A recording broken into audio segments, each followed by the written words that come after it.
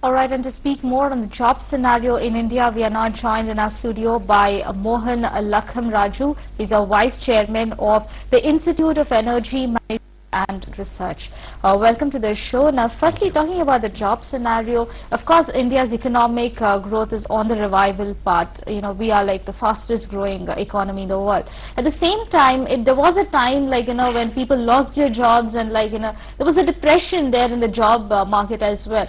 But now it's on the path of recovery as well. So how do you look at it? Yeah, so some of the sectors were actually impacted by the slowdown.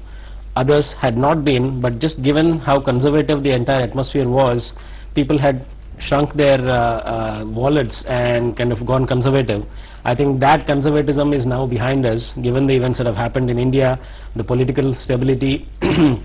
People are now much more open to growth and have started hiring. So we're seeing increased hiring across all of the sectors. All right, it's also said that we Indians have like a very young lot, skilled manpower at the same time. Okay, because there are some countries where if you take a look at the population, it's probably the older population, whereas in India we have a very young population there. And even outside countries are trying to outsource our manpower from here. You know, having said that, what weighs in the mind of a student when he goes out? And at the same time, what is the importance of skilled management? Yeah. So I agree with you that we have one of the youngest populations in the world and it's getting younger.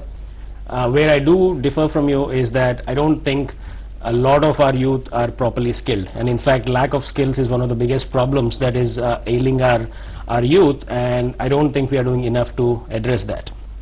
So the education system is not very practical in the sense that it doesn't equip people to focus on the jobs once they go into the job market and actually be productive in their jobs. Only when they spend a few years on the job that they actually become productive.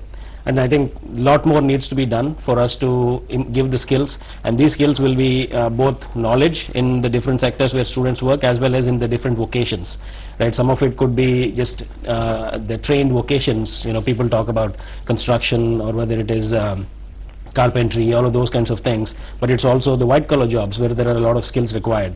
And I think, you know, students focus so much on getting jobs and there isn't enough focus on them equipping themselves with the skills that are required to be productive in a job. And I think that's where the focus of students need to go from being very short-term oriented and getting a job to actually equipping themselves with skills that will lead them to have productive careers, successful careers.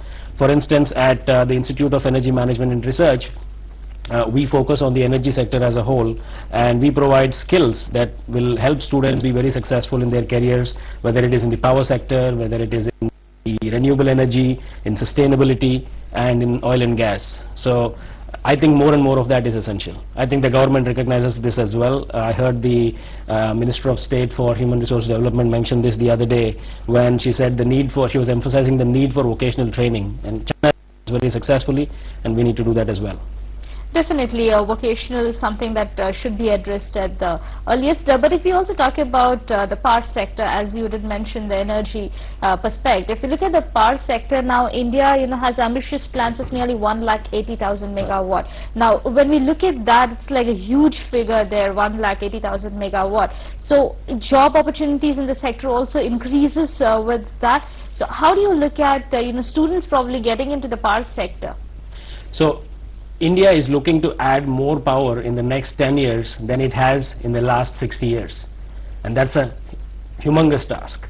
And while the next two plans have the kind of power addition that you talked about, the official figure that the Planning Commission has given is the need for 5 lakh trained manpower and 1.5 lakh unskilled manpower that are needed in the power sector alone. So where are we going to get this from? We don't have the necessary training infrastructure that's required for that, and there has to be investments that go into that. Training expenses are something that's officially included in the budget of all of the power projects that we are doing right now. And the reason for that is that we don't have the people necessary. I think institutes like our Institute for Energy Management and Research, are contributing in some way, but there's a need for a lot more of that. Opportunities are there for students in on the engineering side, There are opportunities on the finance and accounting side, opportunities on project management. That's a huge challenge because we are always behind on our plans, and a lot of that is because of poor planning, poor management, coordination. So there's need for people to do all of that and do that in a coordinated and sustained manner. Unless we get our act right and do all of this properly, we're not going to achieve our targets. And the growth of the country, if we want it to be 8, 9, 10% over the next 10 years, this is, I think, very crucial.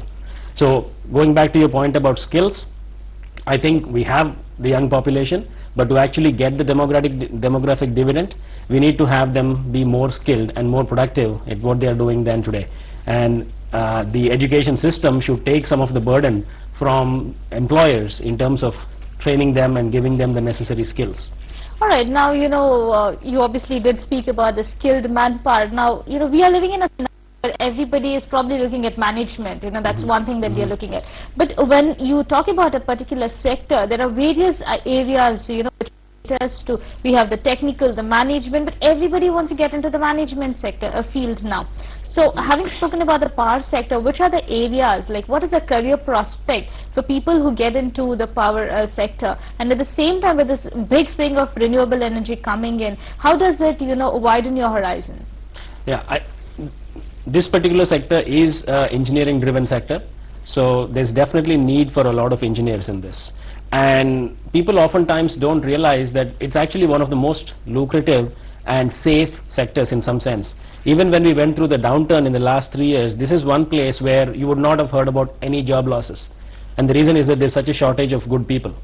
And that requirement is going to continue to. So there's a lot of need for engineers. There's need for people in finance because these are all very capital intensive, and so a lot of activity goes in finance. I mentioned project planning, I mentioned project management, need for accountants, need for design, all of the areas that you generally associate with, kind of the manufacturing would all come in here. And there is the entire value chain that goes along with it, equipment suppliers, right? So there's role for marketing people there, right? So people don't look at this because, it doesn't come up in every day like FMCG or finance, but, it is affecting all aspects of our life. You also talked about renewable energy.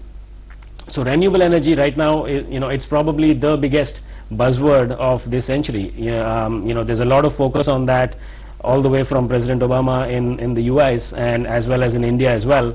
And that is going to lead to a lot of jobs as well. So people are, right now, the number of people that are educated and knowledgeable about the sector is pretty small. And, when you look at whether it is generation of green energy from renewable sources, that requires a lot of people. There is the whole demand side of it, which is energy management and energy efficiency, right? So that requires a lot of people as well. There's going to be need for people ensuring that the products that we manufacture, the buildings that we use, all of those are energy efficient and are properly taken care of. So there's going to be need for a lot of people there as well. So that creates a whole other area for students to think about as they plan their careers. Definitely, you did mention the career prospects for students, and at the same time a few bottlenecks there which should be addressed as soon as possible. Thank you so much for joining us in our studio and talking to us.